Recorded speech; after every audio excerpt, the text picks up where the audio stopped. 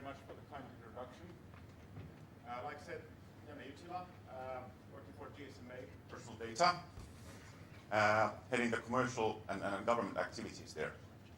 And based on the excellent introduction into Mobile Connect from Mr. Perez, I will put some meat around the bones.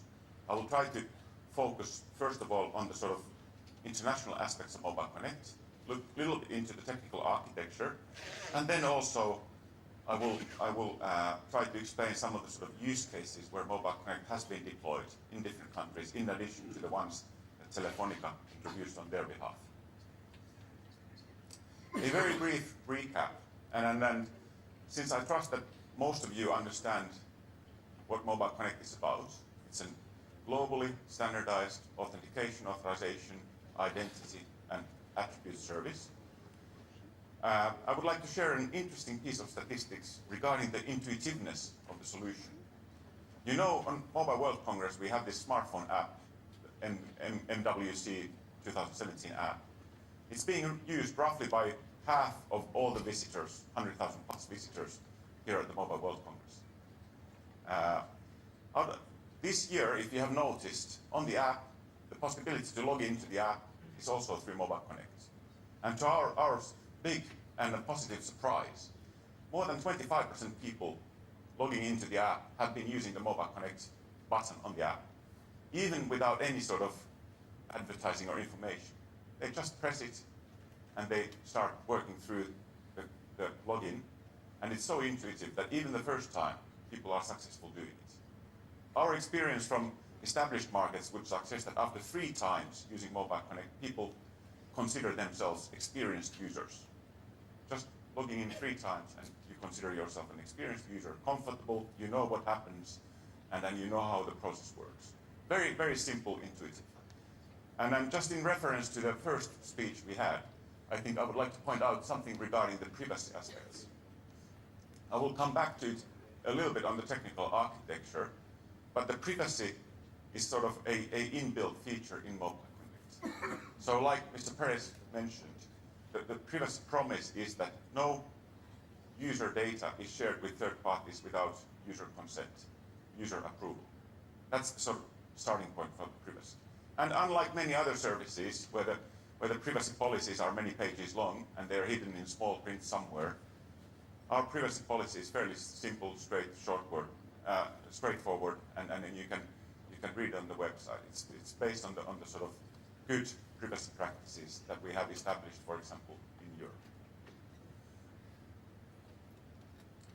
So in addition to the Telefonica excellent work that they have been doing in launching Mobile Connect across their footprint in different countries, we have a number of other operators also working with Mobile Connect. There's all kinds of countries. Mobile Connect as a solution is not the same everywhere. It is a framework. Mobile Connect can incorporate different types of authenticators on the mobile phone, but the interfaces, the technical interfaces through which the relying parties, the service providers, access the authentication of the users are standardized on a global basis. And most of these countries are also federated in the sense that through a single technical integration, the relying party can reach all the users across most of these operators. Some countries are further down the line. Spain is definitely one amongst the sort of front runners of these countries. Some countries are very early in the sort of introduction and scaling process. But there's a lot of activity ongoing, and there are large established user bases, like said, in addition to Spain, and maybe Mexico worth mentioning, many countries also in the Nordics area, elsewhere in Europe, other countries like Korea, India, Pakistan, China even, Australia, and many others. So in fact, it is fast becoming a sort of global standard approach from the telecoms industry, how to solve this username password challenge that was introduced. Just a little bit more detail into the product roadmap. So as of today, authentication is the service which is available. Looking further into the future, many additional services have already been defined and are being launched in some selected markets, not maybe everywhere, but over time, many operators will move forward on the product roadmap. And they will go towards authorization, towards identity services. Some are there already, but most not. And then we have these operator attributes that can be used to increase the security of online transactions. Especially in high security use cases, there is a need for high security authentication, but in addition to that, there are interesting, very potent attributes that the operators can share, be they together with healthcare or banks or insurance or other companies, that help protect and help reduce the friction of online services. We call, for example, account takeover protection type of products. They not only help mobile connect transactions, but they even help the existing username password or SMS one-time password type of transactions to be more secure and less frictionless. Some of the sort of use cases, and all of these have been deployed in one or more Mobile Connect countries. They would go into e-commerce typically, very challenging area, both from the usability and from the risk perspective.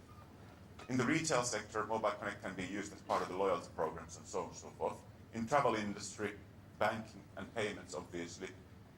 Government services are being used through Mobile Connect services across several countries as of today. And then also corporate use cases, where corporate employees, for example, log into their corporate systems to access sensitive corporate data. And for these purposes, for some of the use cases, a single factor login, click OK might be enough, but many of these are also high value use cases and require higher security. So enter PIN is the sort of two-factor authentication solution that Mobile Connect provides. And then doing the sort of additional security attributes becoming available from more and more operators, you can increase the security further. In fact, there is not much limit to that. A very, very brief few words on the technical architecture of Mobile Connect. It is a distributed architecture. It's not a single platform through which everything goes. It's very much unlike some other areas where a single company on a global basis would provide a service and everything goes through the same pipeline. It doesn't happen in Mobile Connect. In Mobile Connect, when the user through a online service accesses the authentication of the operator, it happens directly between the online service and the operator. There is no centralized hub for that. There is a discovery service, what we call the API exchange. Essentially, it's a telephone book telling where does the service provider need to go to access and find the user. Whose operator's customer is this user? But it does nothing else than that. So if we wrap up all the sort of aspects in relation to the convenience and usability, the intuitiveness, and the security aspects, and the sort of privacy by design aspects, we see that there is a lot of sort of drivers in the society, not only on the sort of private sector side, but also on the public sector side, to take this type of solutions into use. From the government's point of view, it is very much a question that in order to be able to move the society towards digital, in order to be able to provide the public services efficiently and securely to the citizens, the solutions through which you access the public services digitally, they need to be convenient, they need to be secure. And then I think this is a good platform on which to build that type of solutions going forward also here in Spain. And I'm happy to see that you have been very much on the front line of developing in this front. Thank you very much.